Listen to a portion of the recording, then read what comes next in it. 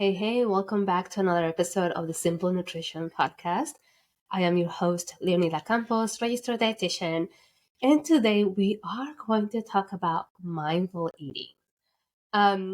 Because although it is a huge topic, right, I wanted to discuss, what that is, essentially, and how we can be more mindful when we sit down to eat, and some tips to just help you overall with mindful eating and recognizing some really strong emotions, slightly about emotional eating, but we won't go into so much detail on that topic. I'm actually really excited because one of my dietitian colleagues who works with eating disorders, she will be joining me in one of the episodes, and so I'm excited to have her, Mary Ellen. And so, that episode will be airing sometime, maybe the second week of April. So definitely check that episode. But for today's topic about mindful eating, I think it is important to talk about first what that is, right? And so basically, mindful eating is just the practice of bringing awareness and attention to the present moment while we're eating, right? It involves turning into our body's hunger and fullness cues, which is sometimes it's really difficult to really understand. Okay, a lot of the times we feel hungry, but to the point where we're now really hungry, almost hangry because we haven't had food for a long time. Or we feel super full, right? Because again, maybe we were so hungry, so then we eat fast, and we'll go more into detail in a moment. Or if we eat so much, right, that we bypass those fullness cues and now we're really full where we feel uncomfortable, our bellies hurt, we have to button our pants, right, because we ate so much.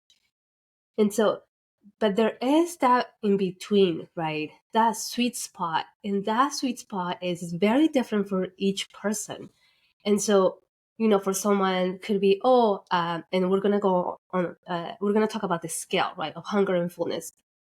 And so maybe someone, when they eat, right, they eat and they are satiated around, a level 6 or number 6, right? But maybe someone gets full around, I don't know, 5.5 or 7. And so I think it's really important to recognize that. And we won't be able to know what those hunger and fullness cues are specifically for us if we're not present, right, when we eat. Now, I totally understand that can be difficult when we have a really hectic life and we're just on the go all the time. But I think it is really important to pay attention to that if we're struggling to maybe not eat on time, and because of that, we're going into our next meal really hungry, and now we almost feel like we cannot stop eating because we're so hungry. So we get to that, again, point of eating to where we are super full. So essentially, the mindful eating, that's what it is. The practice of being aware and pay attention to our eating, our hunger and fullness cues, and to savor our food and look at the textures, literally just being present, right? Versus the more traditional eating where we're like just eating mindlessly and eating on the go, and like we forget what we eat, we're distracted all the time. So when that happens, right, we really don't know if we, like, sometimes we even forget, like, did I really eat? And so that can be difficult, right? Okay, full disclaimer here. You are going to hear my little one because he's sick again. I feel like we've been sick since January, the beginning of the year. So you're gonna hear him talk and cough and maybe cry or scream. So disclaimer there, we're making it work, right? And that's okay. So bear with me here for a little bit. So yeah, back onto that topic. So why is mindful eating important?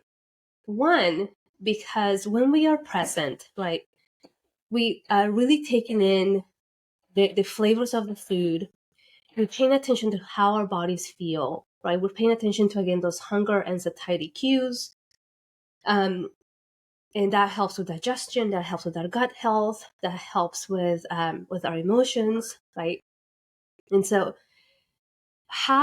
how can we maybe start doing some of those tips, right? The first thing that we have to do again is bringing awareness, right?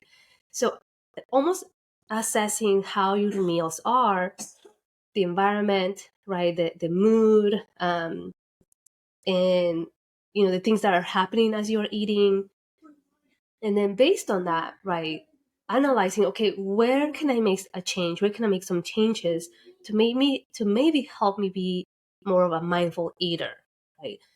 And I'm not saying this is not related to any diet. This is completely separate from it. This is paying attention to our bodies, right? What our bodies need, how our bodies feel at the time we sit down to eat a meal, because that plays a huge role when we have more specific goals, right? And so the first thing that we have to do, right, if we want to start being more mindful when we eat, is okay, where do I eat my meals, right? It might be different areas, depending if you work from home, if you work at an office, or whatever the case may be. And so, look at that. Okay, where do I eat my first meal?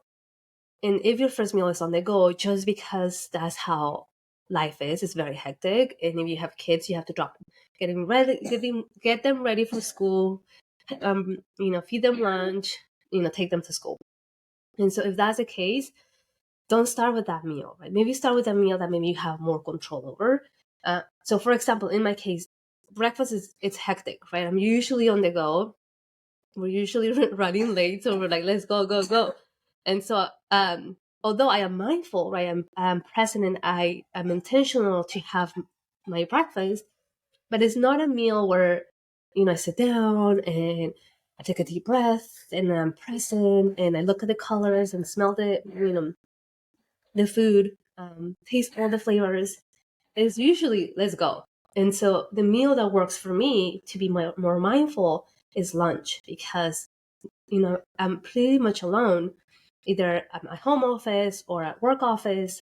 And so I'm able to really be present, and I pay attention to, okay, where is my hunger when I sit down to eat, right?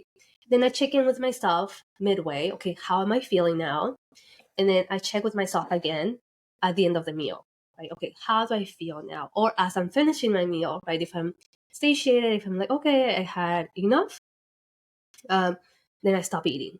Now, I completely understand that this can be very difficult to do for someone that grew up with the not the habit, right? But something, for example, eating everything on your plate, right? A lot of my patients learned that, right? Because of the scarcity or because there was not enough food, whatever the case may be. And so now as adults have a really hard time stopping, right? Or paying attention to those fullness cues or satiety cues, because even sometimes they tell me, okay, I feel satiated, but just looking at that food on my plate, those thoughts come back to mind when my parent or whoever the guardian was like telling me, finish everything on your plate.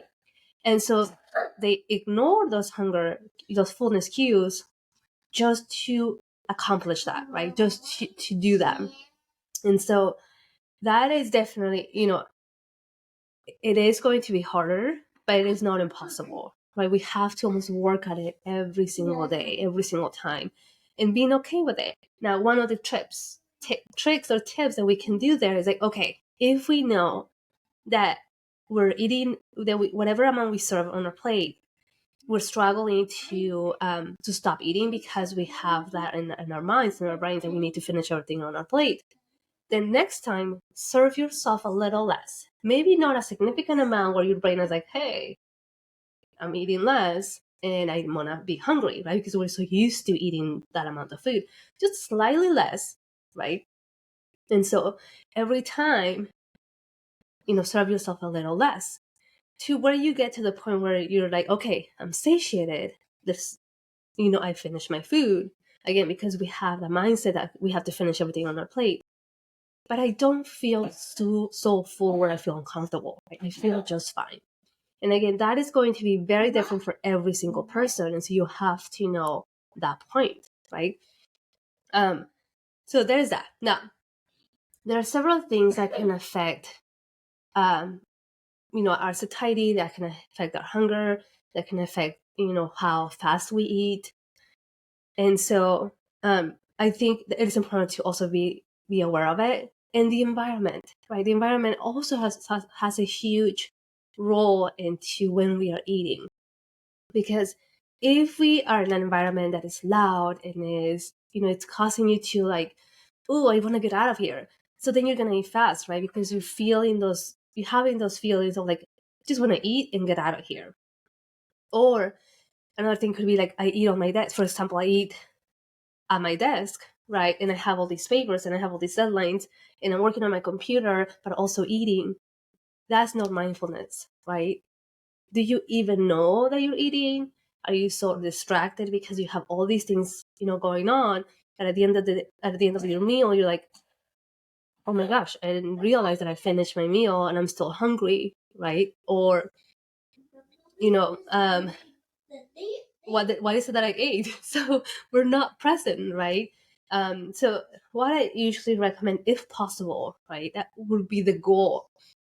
Don't eat at your desk, because even if you don't want to check that email, even if you don't want to, write something or look at the computer, it's there. You are going to do it. If you're super busy, which is understandable as well, just stepping away from it to just have your meal. 20 minutes, right? Give yourself 20, 30 minutes to have your meal away from the desk. This applies even if you're home, especially if you're at home, if you work from home, because everything is around that, right? Like you're home all day. And, as you start your meal, you're almost like, what's the point, right? I'm here all day. And so step away, right? You have the chance to go outside, maybe sit down, eat your meal, right? While you look at the sky or the trees, I don't know. But the environment of where you eat your food also plays a huge role with that mindfulness. Same thing with, let's say for dinner, and I'm sure dinner is as busy or maybe busier than breakfast, right? Because you're on the go all the time, and so dinner can be super super busy, right? The kids need something, or you're just busy and you have other things to do. Maybe you have other things to do after dinner, so that also plays into the mindfulness of how we eat. But it is so important to, if as you're practicing mindful eating, right, to remove distractions, to remove things that are going to distract you from really paying attention to your body. Again, if dinner is a meal where you're like, I can be present because my kids need something every minute of the hour. Completely understand. I have 2 kids. So then don't choose dinner, right? You have to focus on the meal that you have more control over. And then eventually you can work on another meal. And then that's how you get your goals. But some of those things, right? So look at your environment, where you eat your meal. But also what you want to do, right, is as you are sitting down to eat your meal, checking in with those emotions that you have, right? If you're coming into your meal like really, really angry or anxious or stressed because you just had a conversation with a coworker or your boss and whoever, and now you're coming into this meal really, with these strong emotions, that could be the same thing, right? We're eating, but we're not thinking, we're not present because we're thinking about what happened previously, right? And so what can help in those cases is just sit down, right?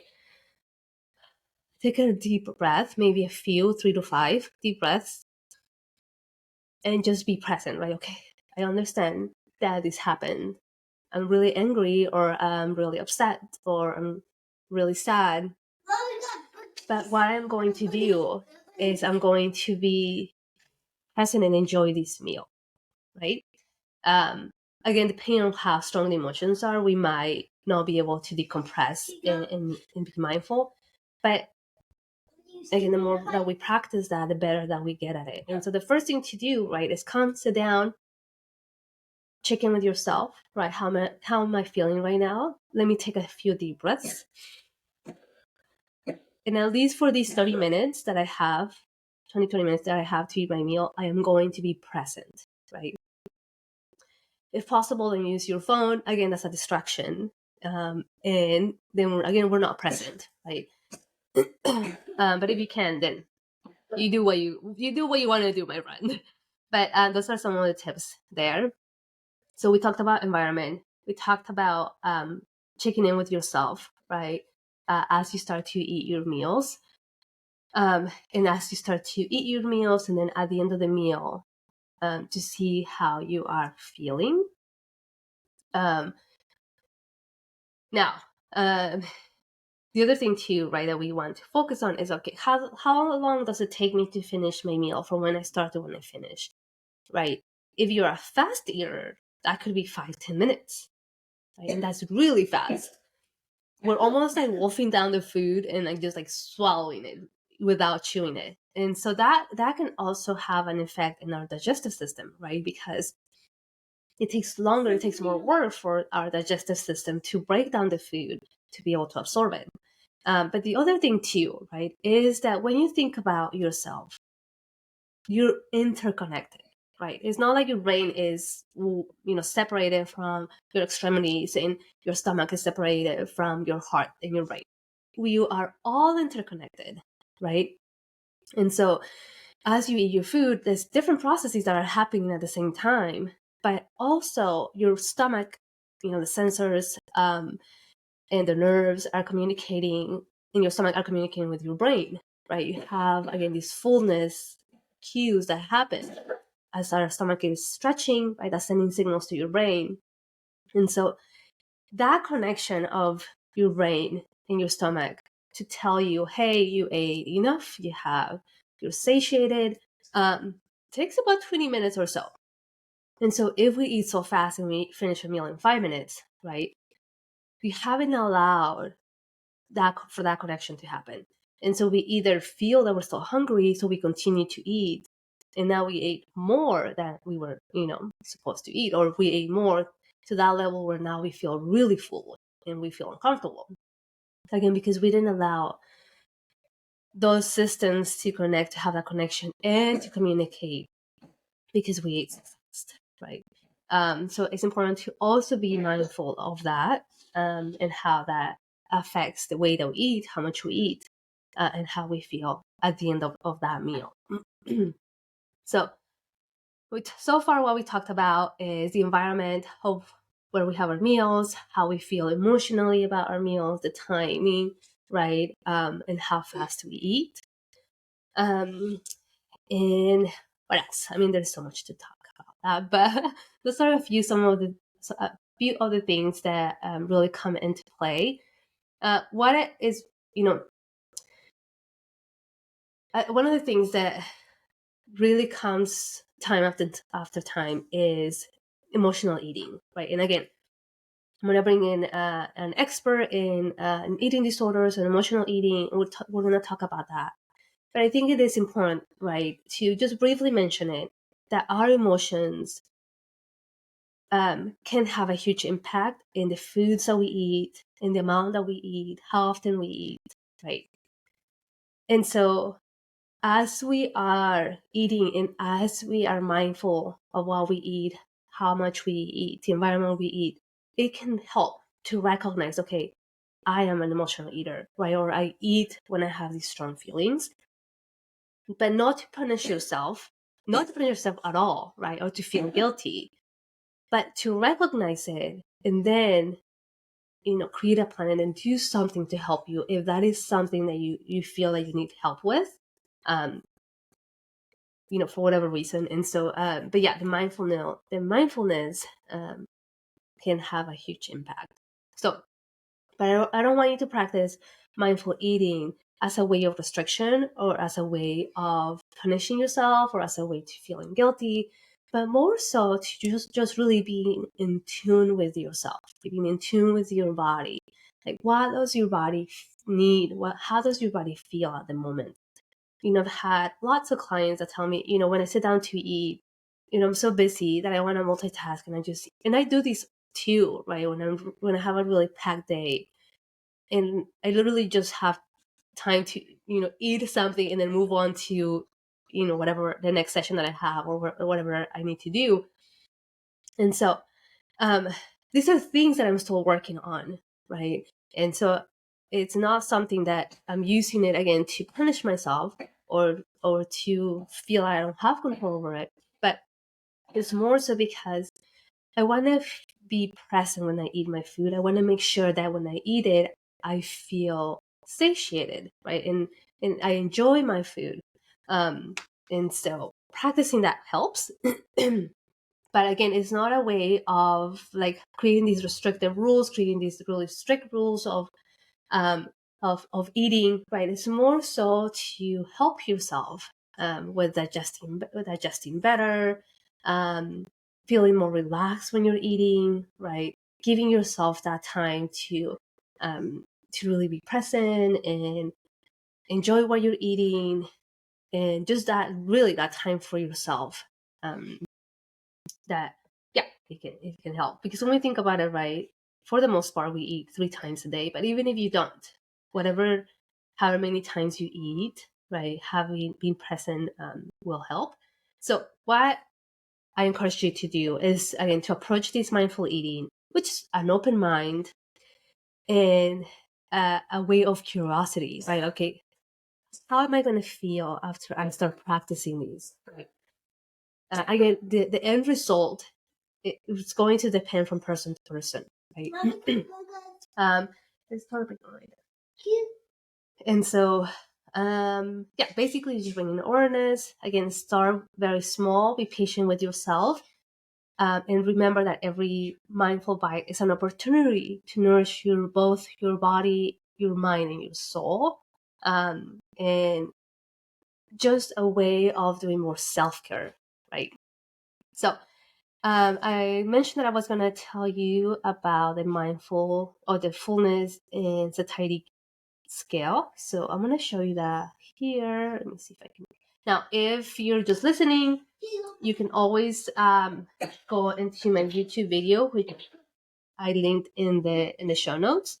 And the resources that I have here that I'm going to show you, I also created a quick guide for mindful eating. That's going to be in the show notes too, so you can just go take a look at that. But again, if I'm going to show something right now on the screen, don't worry. You'll have that resource in the show notes. But if you want to follow me as I go along, you can watch my YouTube video, and that's going to be there as well. Okay, so let's share the screen here. Preview. Let's see if I can open that. That was me. Okay.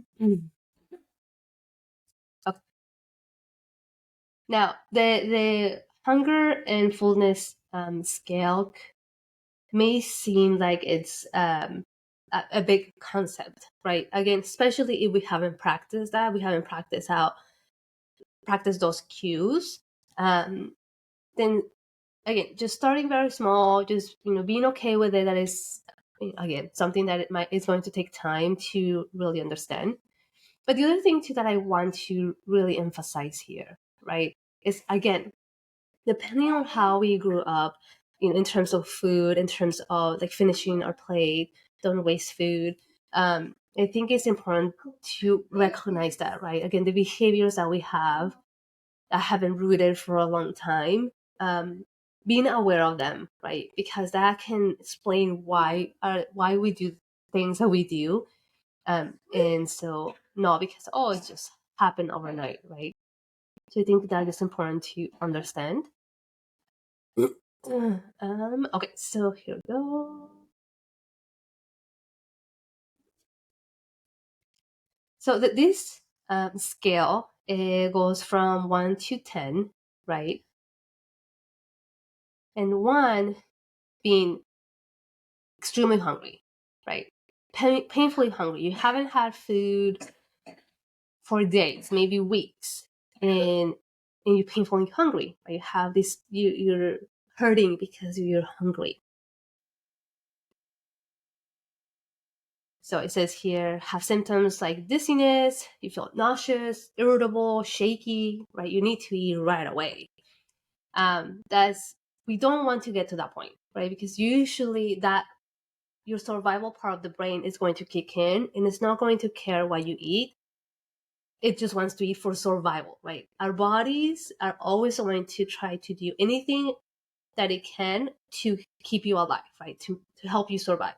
So who cares what you eat at that moment? Just feed me, because who knows what's going to happen. Similarly, number 2, right? Very hungry, difficulty concentrating. You may feel ravenous, irritable, or anxious to eat. Your stomach is growling. That's a physical sensation, right, that you're having. Number 3, you have increased thoughts about food and eating, ready to eat, but not overly ravenous. Ideal time to start eating around number 3, right?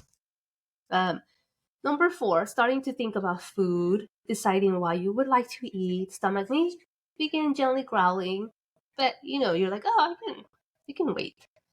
Number 5 is neutral, right? You're not hungry, you're not full. Essentially, that's where we want to be, right? Most of the time, as again, we eat a meal and then the process starts again. 4 or 5, right?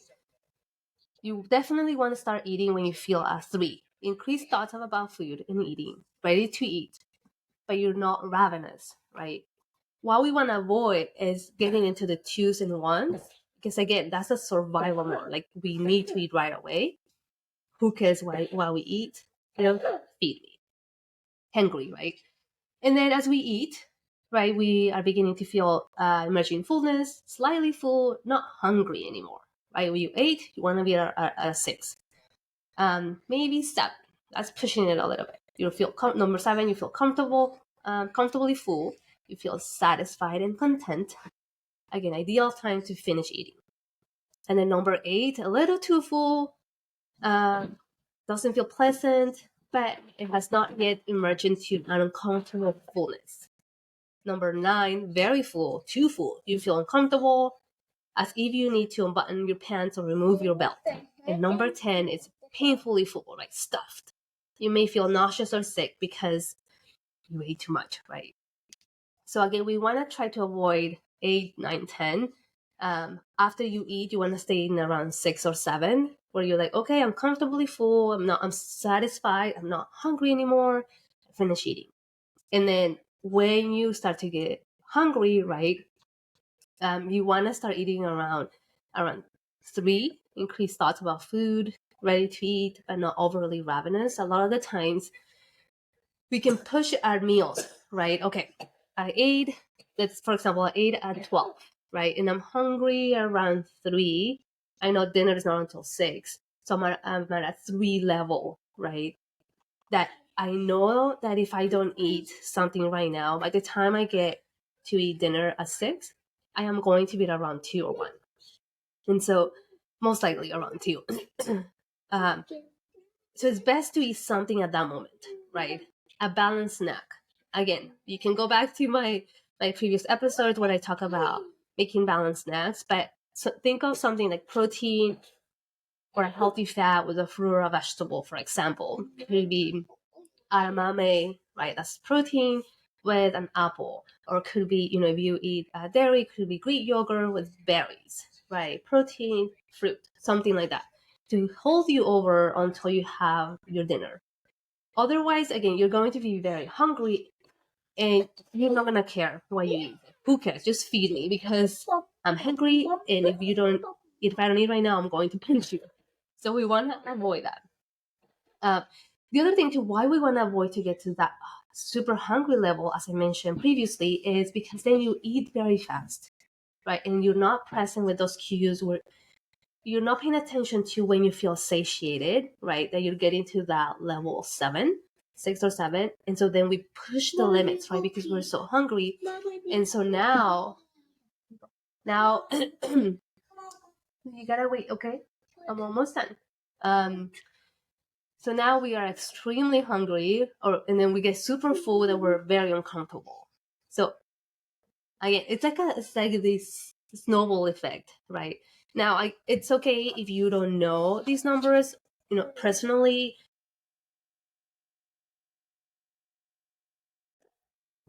Okay, awesome. So, yes, definitely, we don't want to follow that cycle, right? That snowball effect of getting super hungry, maybe pushing our time to eat to get to that level 2, and then getting super full where we feel uncomfortable, we feel nauseous, or we just feel painfully full. Practicing that, right, again, is you're not gonna get it right away. You're probably not even going to get it the first, I don't know, 5, 10 times, right? Give yourself that time to be able to really recognize the hunger and satiety cues, especially if we have follow like really restrictive rules, or if we don't know how our bodies feel when we feel hungry and when we feel satiated. Give yourself plenty of time. Be kind to yourself, right, in that regards. Give yourself some grace.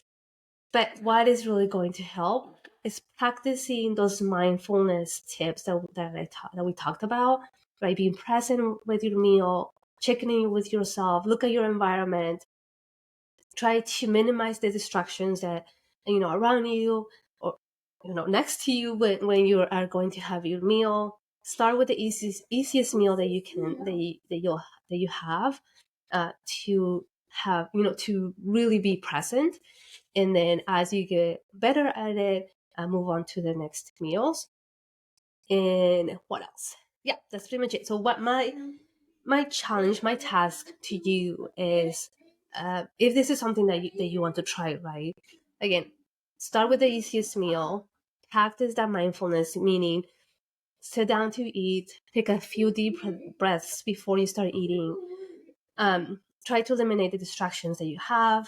If you have these really strong emotions that are happening at the moment of the mealtime, being aware of it, but also try to like give yourself the time, giving that time of your meal time to be present, right? And then again, practicing that, using the hunger and fullness scale to help you recognize your hunger and fullness cues. And yeah, okay, my friend. So again, these resources are going to be in the show notes. Check them out, use them, and share the episode with a friend or a family member. I really appreciate your support, and thank you for coming back. I'll talk to you in another episode, but